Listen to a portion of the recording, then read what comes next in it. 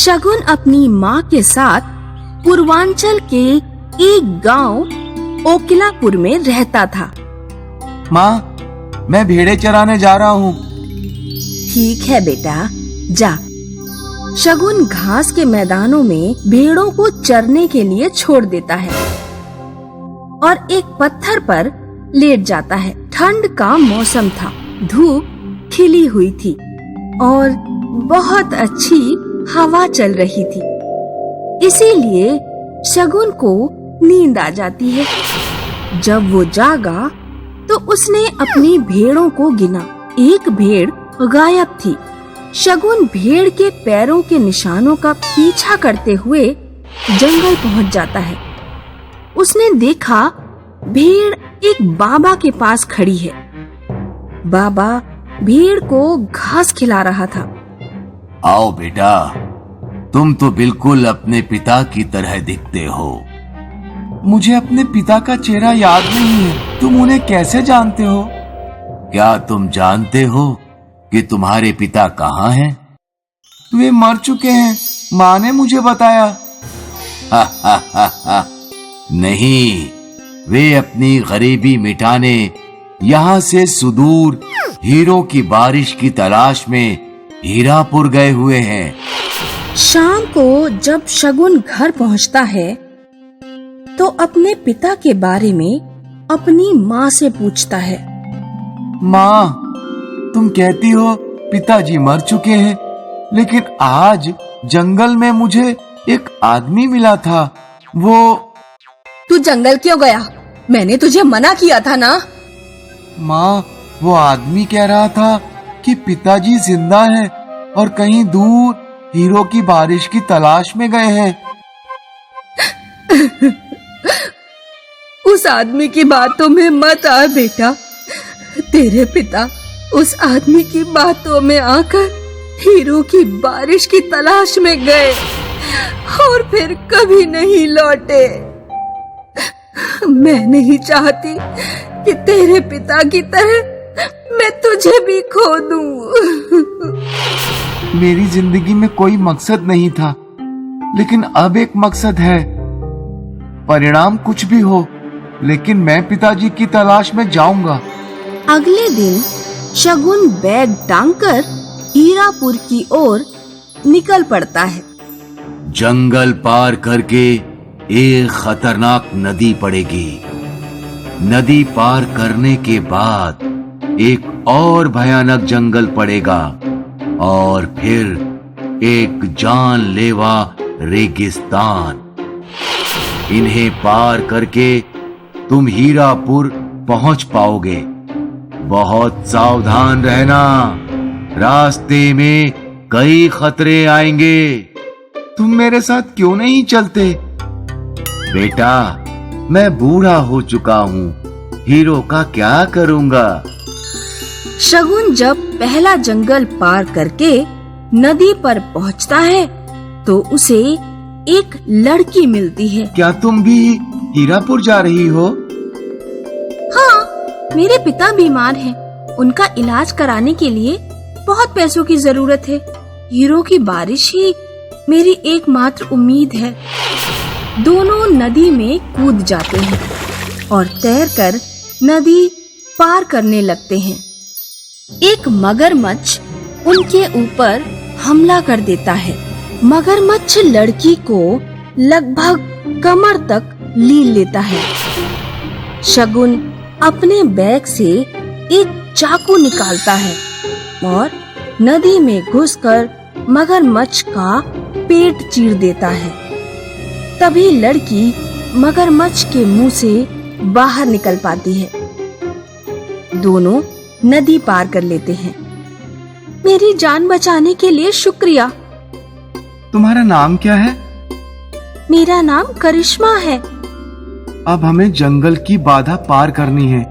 जंगल में जगह जगह तीरों के निशान लगे हुए थे जो बता रहे थे कि किस दिशा में जाना है। हमें इन तीरों के हिसाब से चलना चाहिए या नहीं? हमें रास्ता तो पता नहीं है, इसीलिए तीरों के हिसाब से ही चलते हैं।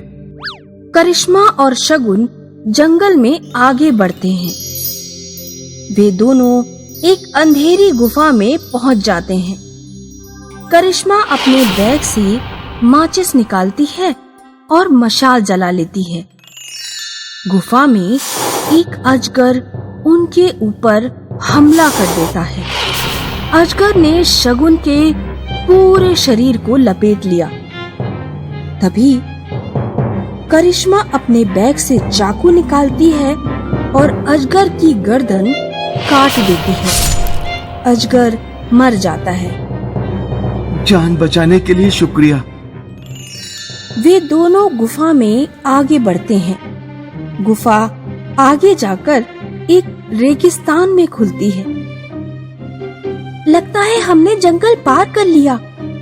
शगुन और करिश्मा 20 दिनों तक रेगिस्तान में चलते रहे।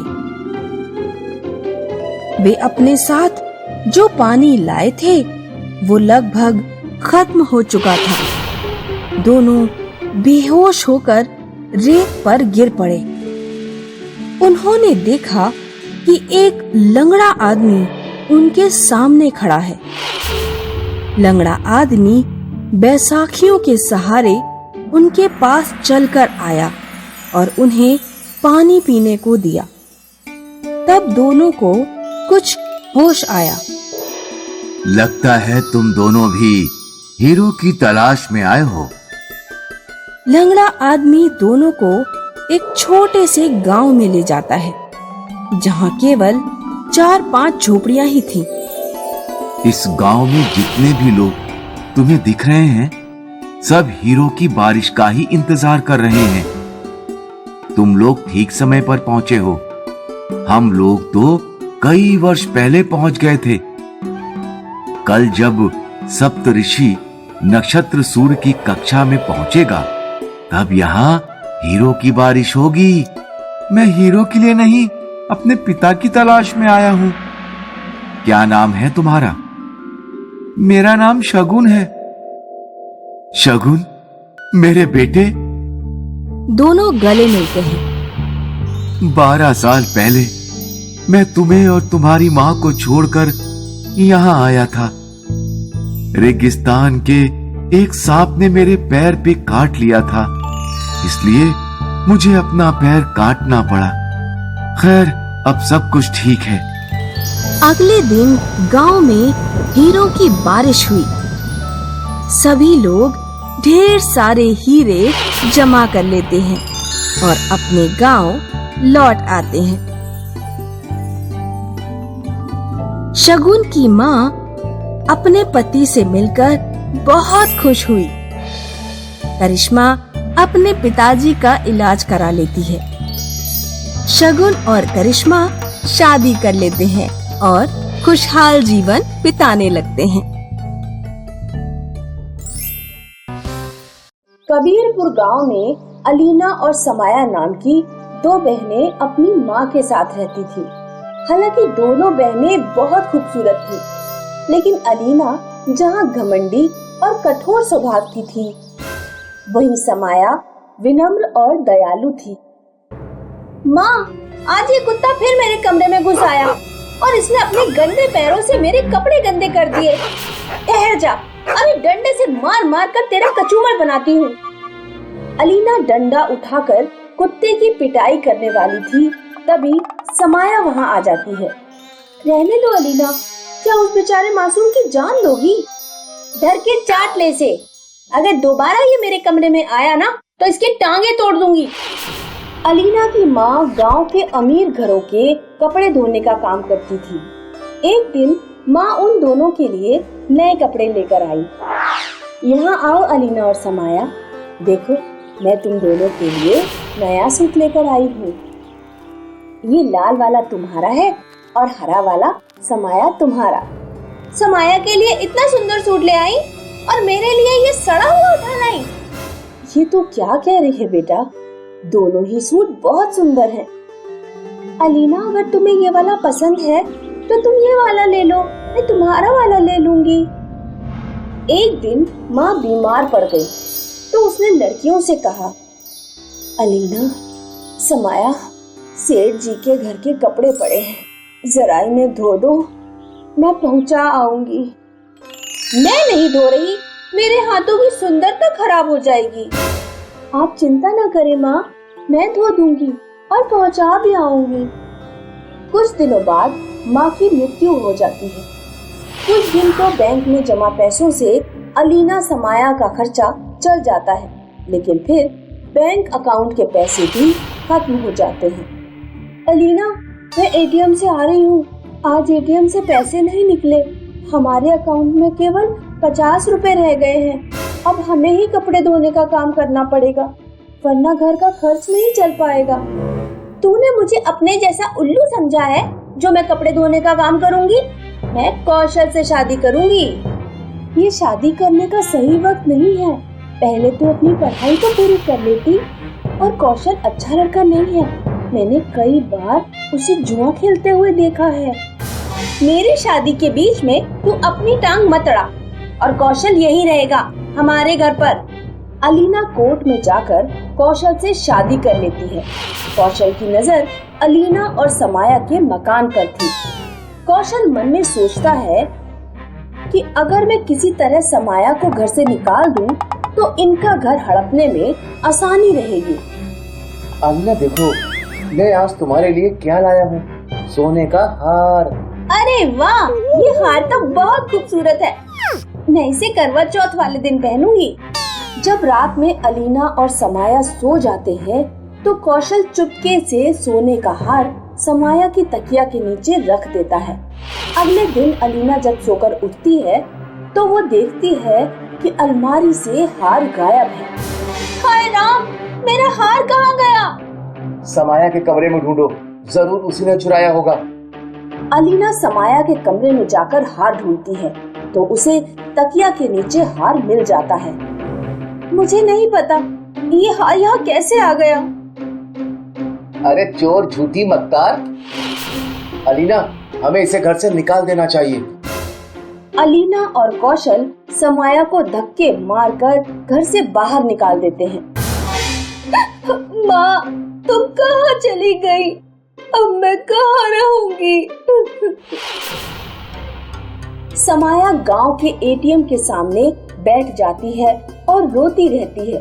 तभी एटीएम से एक आवाज आती है। सुनो लड़की, मैं एक जादुई एटीएम हूँ। मेरे अंदर एक जिन्न की आत्मा का वास है। मैं जरूरतमंदों की मदद करता हूँ। बताओ, तुम्हें कितने पैसे चाहिए? बस मुझे इतने पैसे दे दो कि मैं अपने लिए एक छोटा सा घर खरीद सकूं। अपने खाने पीने का खर्चा मैं कपड़े धोकर निकाल लूंगी। जादुई एटीएम समाया को 1 लाख रुपए देता है। समाया उन पैसों से अपने लिए घर खरीद लेती है। उधर कौशल अलीना के साथ रोज मारपीट किया करता। वो अलीना से घर के कागजात छीन लेता है और घर जुए में हार जाता है। समाया ठीक कहती थी, तू जुआरी है, तूने हमारा घर छिनवा दिया। अभी तेरे पास मंगलसूत्र तो बचा है। कौशल अलीना से मंगलसूत्र भी छीन लेता है और गांव छोड़कर चला जाता है। गांव की एक लड़की समाया को जाकर सारी बात बताती है। कौशल, तुम्हारा घर जुए में हार गया है। क्या? उस घर के साथ हमारे मम्मी पापा की कितनी यादें जुड़ी हुई थी। अब वो घर किसके पास है? कल्लू के पास। समाया कल्लू के पास जाती है और उससे घर वापस देने की विनती करती है। 5 लाख दे दे, घर ले ले। समाया रोती हुई जादुई एटीएम के पास जाती है और 5 लाख मांगती है। जाओ, अपना पुराना घर खरीद लो। ये लो 5 लाख। समाया 5 लाख कल्लू को देकर अपना पुराना घर वापस ले लेती है। उधर अलीना की हालत भिखारियों जैसी हो गई थी। एक दिन जब अलीना गांव के बाजार में भटक रही थी, तो समाया की नजर उस पर पड़ गई।